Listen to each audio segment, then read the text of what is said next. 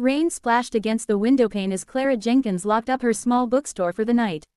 Nestled in a quiet corner of town, Whispers and Wonders had always been her sanctuary, a place of words, stories, and quiet comfort. Clara lived above the shop, a simple but cozy apartment filled with second-hand furniture, piles of half-read novels, and plants she swore were only alive out of loyalty to her kindness. That evening, as she turned the key and prepared to climb the stairs, she heard the soft shuffle of footsteps behind her. Turning cautiously, she spotted a man in his late 30s, soaked from head to toe, carrying a small girl who looked no older than 5. The girl's cheeks were flushed, her eyes droopy with exhaustion. The man's gaze met Clara's, tired, anxious, and apologetic. "I'm sorry," he began, voice low but steady. "I know this is unusual, but our car broke down just a few blocks away, and we couldn't find any vacancy at nearby motels. Someone at the cafe said you might know the neighborhood." Clara hesitated. It wasn't every day a stranger showed up with a child asking for shelter. But something in his voice, the subtle tremble, the protective way he held the girl close, moved her. "I have a spare room," she said, surprising even herself. "You can stay the night. Just until you figure things out." Grateful didn't begin to cover the look that swept across his face. "Thank you, truly." Upstairs, Clara warmed soup while the man helped his daughter out of her wet clothes. They spoke little, but the silence wasn't uncomfortable. His name, he finally told her, was Daniel. The little girl's name was Sophie. She had an ear infection, mild fever, and a profound love for books about space. By the time the soup bowls were empty and Sophie had drifted off to sleep on the pull-out sofa, Clara finally asked, "You mentioned a car, were you just passing through?"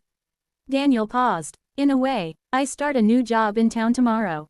Didn't expect everything to fall apart before day one."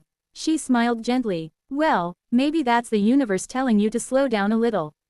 They shared a soft laugh, then quiet settled between them. He thanked her again before retreating to the guest room. The next morning, Clara made pancakes.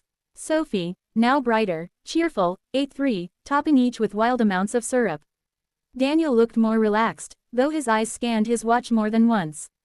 "I need to head into the office today," he finally said. "It's important. Could I come by for Sophie after lunch?" Clara nodded. "Of course. Take your time. She's lovely company." When the door shut behind him, Clara felt a strange pull in her chest.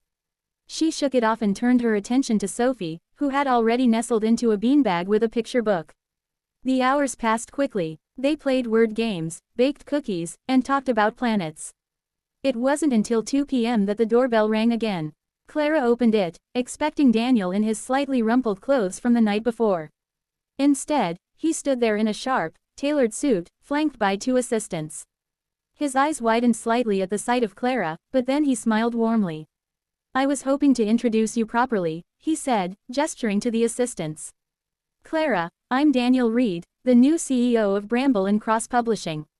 Clara blinked. Bramble and Cross, the same company that had just acquired her bookstore's struggling parent company.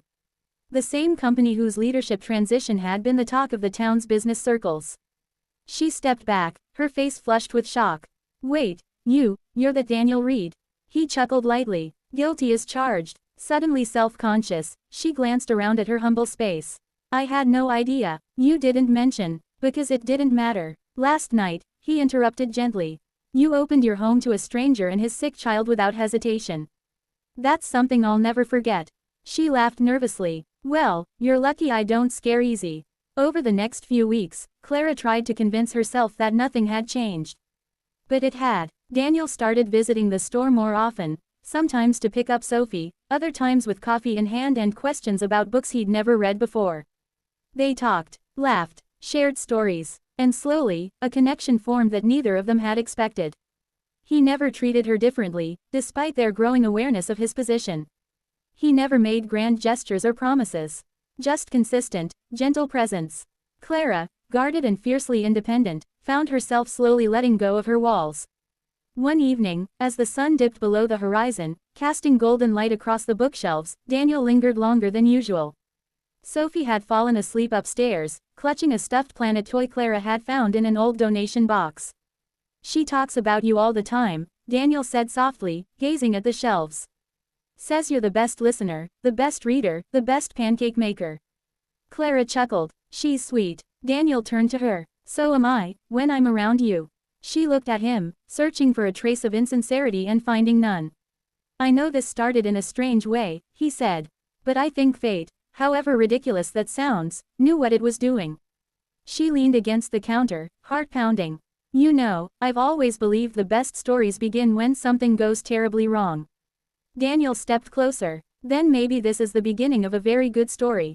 They kissed that night, not with fireworks, but with the quiet certainty of two people who had finally found something they hadn't even realized they were missing.